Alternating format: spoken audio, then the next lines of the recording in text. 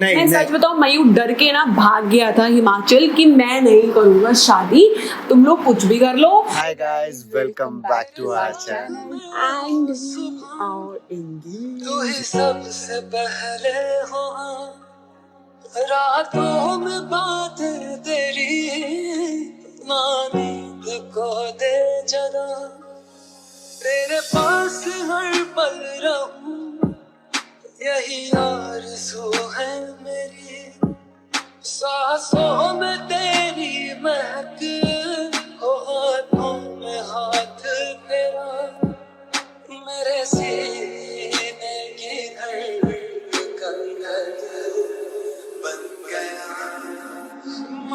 3, 2, 1, go. Hi guys, welcome back to our channel. आज हम कुछ पर्सनल चीजें आप लोगों को बताने वाले हैं कि हम लोग कैसे मिले, कहाँ मिले और हम लोग रिलेशन में कैसे आए, हमारी शादी कैसे हुई, और personal life. So let's start. Yes, तो फर्स्टली हम बताना चाहते हैं कि हाउ डिड वी मीट। नहीं, सबसे पहले हम ये बताना चाहते हैं कि हम लोगों को कितने साल एक साथ हो गए। सो हम लोगों को 12 साल एक साथ हो गए हैं, जिसमें कि आई थिंक हम लोग 3 साल तक फ्रेंड थे, दोस्त थे, और 9 साल से हम लोग रिलेशनशिप में हैं, उसमें इंक्लूडिंग शादी भी आ गई है। शादी भी Yes, आप पूछो। तो लाइक फर्स्ट क्वेश्चन ये आता है कि मिले कैसे। तो फर्स्टली लाइक हम लोग कैसे मिले थे, हमारा लाइक एक कॉमन फ्रेंड था रोनित, लाइक वो मेरे कॉलेज में था, तो उसके साथ मयूर ऑडिशन में जाता था। करेक्ट। हाँ, तो मयूर ऑडिशंस दिल्ली में, तो मयूर ऑडिशंस देने जाता था और वो मेरे साथ कॉलेज में था। तो वन डे हम लोग कहीं बाहर जा रहे थे एंड मयूर ऑडिशन से फ्री हुआ था, तो उसने हमें ऐसे बोला कि मेरी फ्रेंड थी, उसने हमें बोला कि मेरा एक फ्रेंड आ रहा है, हम लोग मेट्रो स्टेशन में थे, मेरा एक फ्रेंड आ रहा है Mayur and he is a model, और तो अभी वो आ रहा है, तो अगर तो उसको देखेगी ना तो तू फ्लैट हो जाएगी। तो मैंने बोला अच्छा, मॉडल दोस्त है तो फ्लैट है, मतलब ओके।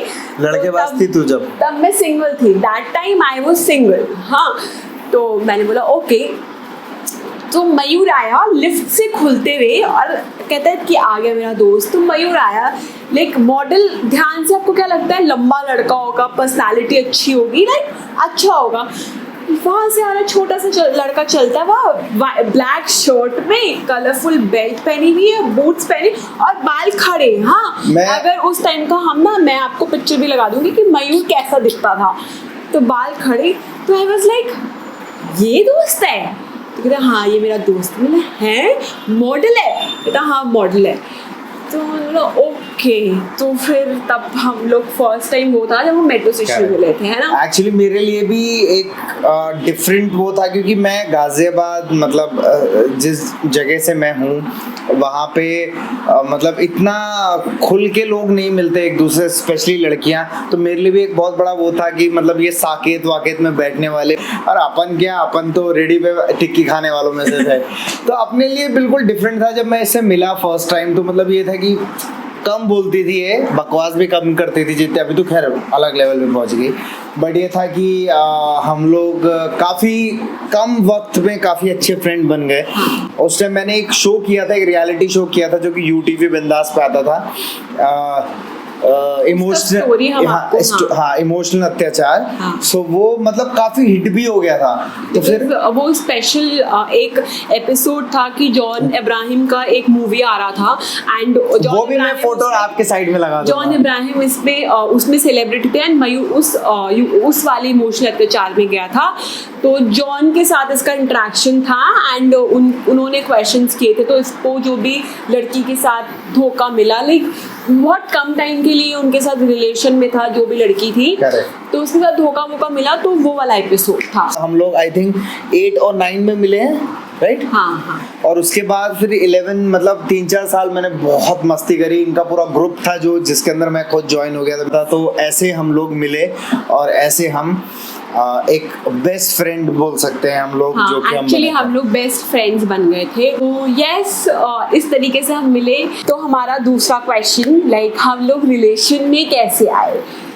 तो मैं बताता हूँ। मैंने कभी इसको प्रपोज नहीं किया, क्योंकि हम लोग सब दोस्त थे। मैंने स्पेशली कभी ये सोचा नहीं कि हम दोनों एक दूसरे के साथ मतलब एज ए गर्लफ्रेंड बॉयफ्रेंड मैं देख सकता हूँ, क्योंकि एक तो बैकग्राउंड भी बहुत डिफरेंट था। तो एक्चुअली हम लोग जब मेरे कुछ फ्रेंड थे तो मतलब मैं ना इसको लेके कुछ ज़्यादा इमोशनल मतलब ऐसे कि अगर ऐसे कोई कुछ बोल देता था या कोई दोस्त बोल देता था तो मैं हमेशा उनसे लड़ जाता था। तो मतलब उन लोगों ने, मेरे 2-3 दोस्त थे, तो उन लोगों ने मेरे दिमाग में डाला कि भाई तू इससे प्यार करता है, तेरे एक अलग अटैचमेंट है इसके साथ। तो मतलब मुझे ना उन्होंने बोल बोल के मेरे दिमाग में वो चीज़ लेकर आई। हम लोगों को पता ही नहीं कि हम लोग रिलेशनशिप में कैसे आ गए, या फिर हम लोग ने एक दूसरे के साथ मतलब ये रिलेशन में आए, बॉम्बे शिफ्ट होने। करेक्ट हम लोग दोस्त बने, वैसे हम लोग रिलेशनशिप में आए और हम लोगों को कभी एक दूसरे को कहने का मौका ही नहीं लगा कि हम दोनों रिलेशनशिप में हैं। अचानक से एक दिन ऐसा था, मतलब अचानक से समडे हम लोगों को ऐसा लगा कि अच्छा मैं इसके लिए कुछ फील करती हूँ, ये मेरे लिए कुछ फील करता है। तो वो बॉन्ड ना बनता चला गया और वो इतना स्ट्रॉन्ग होता चला गया कि एक टाइम पे हम दोनों को ऐसा लगा कि हम दोनों एक दूसरे के बिना नहीं रह सकते। मैं आपको एक बात बताता हूँ, मेरे अंदर फीलिंग्स तो उन लोगों ने डाल ही दिए थे, तो ऑटोमेटिकली मेरे अंदर बहुत फीलिंग्स आ गई थी। बट इसके अंदर फीलिंग मुझे नहीं पता था कि ये भी वैसे ही सोचती है मेरे बारे में, नहीं, क्योंकि मैं डरता था, मैं अपने एक दोस्त को नहीं खोना चाहता था। सो मैं एक फिल्म की शूट कर रहा था, उसमें मेरा एक किस सीन था, जो एक्ट्रेस थी ना वो कंफर्टेबल नहीं थी मतलब इतने सारे क्रू के सामने। तो मैंने डायरेक्टर से कह के सबको हटवा दिया वहाँ से।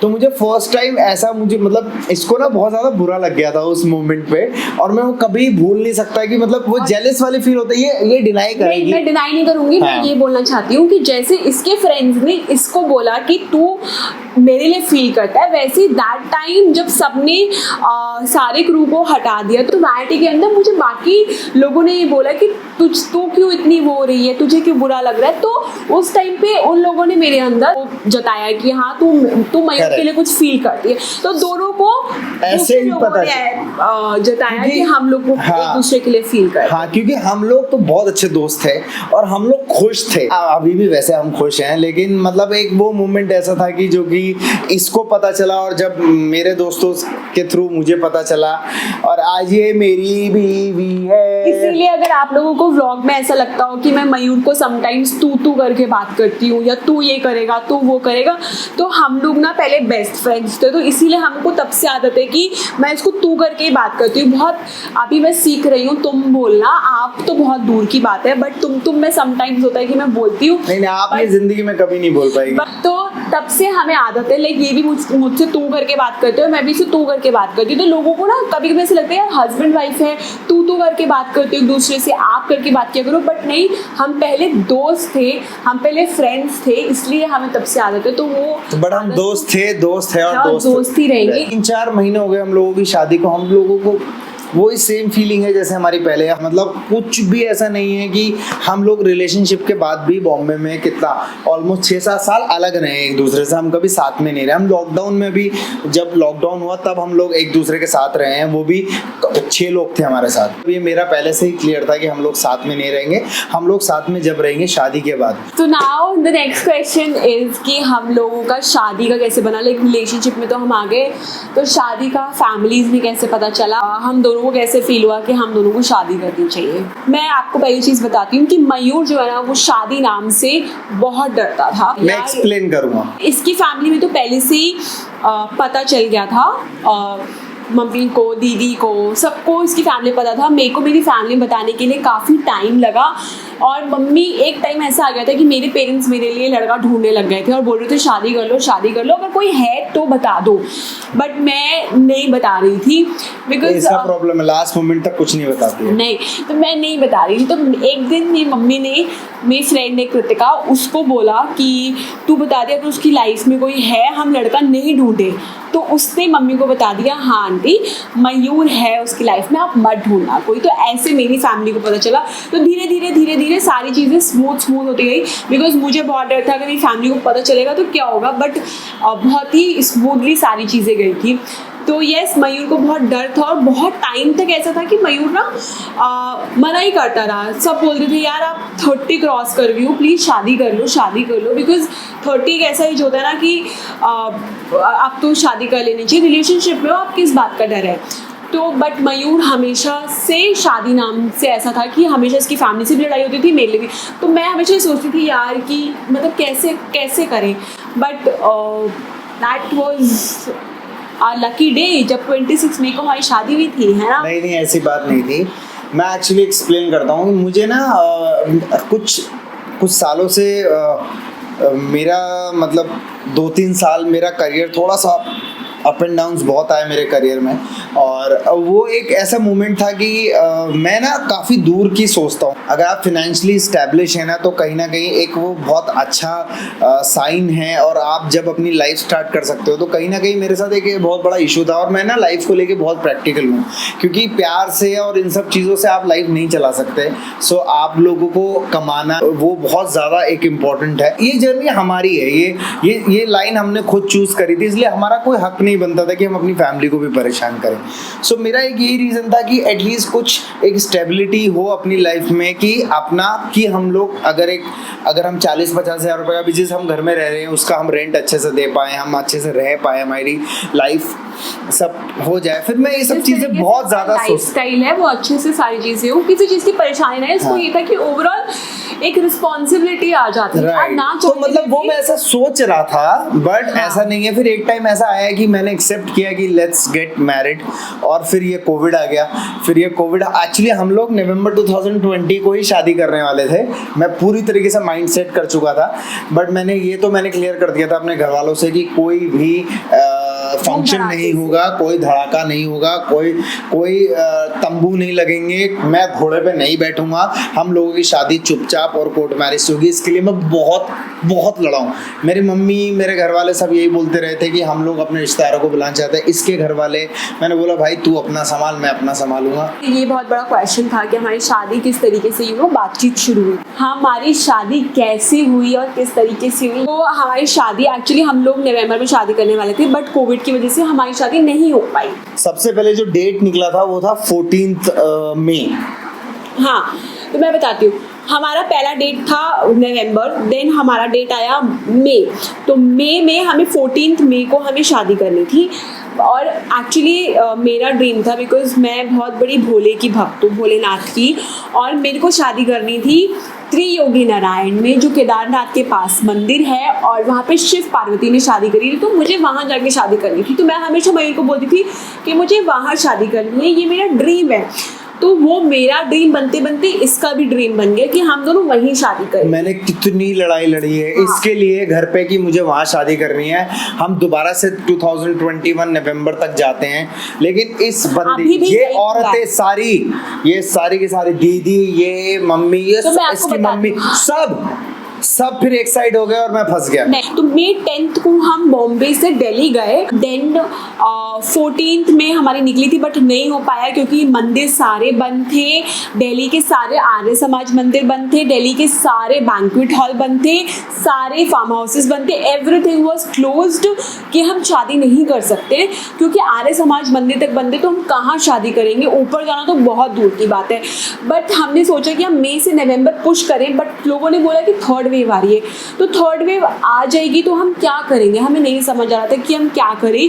बट 12 मई को हम लोग गए मयूर के घर, और मैं मम्मी हम लोग मयूर के घर गए। हम लोगों ने प्लान किया कि हम ना एंगेजमेंट कर लेते हैं फिलहाल के लिए। फॉर नाउ हम एंगेजमेंट कुछ भी करा लो, घर वालों को था कुछ तो कर लो। तो 14 में लाइक 12th को हम गए, 13 का गैप देके 14th हमने सोचा कि एंगेजमेंट कर लेते हैं, तो हमने एंगेजमेंट कर ली। फिर उसके बाद था कि शादी, तो मयूर ने बोला मैं शादी तो नहीं करूँगा, तुम लोग कुछ भी कर लो। तो अब आप सोचो कि 26 मई जो डेट है वो हमारी शादी की डेट है। अब हमें ये था कि मयूर को कैसे मनाएं। मयूर ना, मैं सच बताऊं, मयूर डर के ना भाग गया था हिमाचल कि मैं नहीं करूँगा शादी, तुम लोग कुछ भी कर लो। ये 14th में एंगेजमेंट करी, 16th को ये हिमाचल चला गया, कहता मैं वहीं रहूँगा, कर लो शादी जिसको। मेरे लिए ना मैं बताऊँ 15th मई से 26 मई जब तक शादी नहीं हुई थी, मेरे लिए वो दिन ऐसे थे कि एवरी डे मैं रोती थी, और मेरे को ऐसा था कि कैसे होगा, प्लीज़ सब ठीक करा दो। मेरे को मतलब कहीं ना कहीं ऐसा था कि प्लीज़ कैसे करके ना चीज़ें आप ठीक कर दो। मैंने सब बाबा के ऊपर छोड़ दिया था। रात को नींद नहीं आती थी, 1-1, 2-2 घंटे के लिए मैं सोती थी। तो मतलब ऐसे मेरे ना वो 10-15 दिन ना बहुत ही स्ट्रेसफुल थे, बहुत स्ट्रेस, मतलब chill कर रहा था। एक्चुअली ये बहुत नेचुरल है, एक लड़की के लिए ना बहुत स्ट्रेसफुल डेज होते हैं उसकी शादी के दिन। तो मेरे लिए तो बहुत स्ट्रेसफुल थे। तो 21 मई को मयूर वापस आया और हमने डिसाइड किया, दिल्ली में सिर्फ एक ही आर्य समाज मंदिर खुला था। मैंने बात करी, वो था रोहिणी का आर्य समाज मंदिर। मैंने बोला मयूर प्लीज़ कर लेते हैं, मतलब मैंने ना बहुत हाथ वाथ जोड़ के इसको बोला कि प्लीज़ कर लेते। 23 को आई गेस हम लोगों ने प्लान किया कि प्लीज़ कर ले। मैं वहाँ फाइनल कर रही हूँ। उस दिन मैं काफ़ी भी रोई भी थी। तो ये बहुत मुश्किलों से 23 को माना और 24 को हमने मेहंदी करी, 25 को हमने हल्दी करी एंड 26 को हमने शादी करी। Correct. मैं आपको बता नहीं सकती कि 23 वॉज द डे जिस दिन ये माना, इसने हाँ बोला, इसने बोला कि सिर्फ तुम लोगों की ये वजह से ना मुझे ये करना पड़ रहा है, वरना मैं नहीं चाहता हूँ ये शादी करना। क्योंकि यार मैं ना अच्छे से चाहता था कि हम लोग ऊपर जाके शादी करें। ये मतलब ऐसा था कि घर वालों को मतलब ये नहीं होता कि मतलब कि चल यार अपनी ड्यूटी खत्म करते हैं। मतलब आई डोंट नो वो क्या सोच रहे थे। आई एम श्योर वो कि नवंबर में भी अभी वहाँ नहीं खुला है कुछ, तो हम नहीं कर पाते शादी। तो यस, तो हमारा 26 को शादी, जब मतलब शादी करके जब मैं गाड़ी में बैठी ना, जब मैं इसके घर जा रही थी, मैं बता नहीं सकती, मुझे ऐसा लग रहा था कि मेरे ऊपर से ना 1 लाख का कोई वजन रखा होगा और मैं उसके नीचे दबी हुई हूँ और वो खुल चुका है और किसी ने उठा दिया है। लाइक वो मेरे लिए बहुत स्ट्रेस फ्री डे था। तो मेरे को ऐसा हो गया, थैंक गॉड बाबा जी आपने बचा लिया। तेरे पास हर पल रहूं, यही आरज़ू है मेरी, सांसों में तेरी महक हो, हाथों में हाथ तेरा, मेरे सीने की धड़कन बन गया, माहिया मेरे माही। This is how it all happened. हम ऐसे मिले, हमारा रिलेशन ऐसे चालू हुआ, अब हमारी शादी हो गई। तो भी बहुत लड़ता। Okay guys, so I think ये ब्लॉग थोड़ा लंबा हो गया होगा, लेकिन आई होप कि आपको ये पसंद आया। और अगर आपको मेरा ये ब्लॉग पसंद आया so please do subscribe, like, share and comment down. Please बताइए कि आपको हमारी लव स्टोरी कैसे लगी। एक ऐसी we will see you guys tomorrow. जब तक खुश रहिए, मस्त रहिए, व्यस्त रहिए, और हाँ, वैक्सीन लगवाना मत भूलिए। मैं आपको मिलता हूँ नेक्स्ट ब्लॉग में। Bye bye.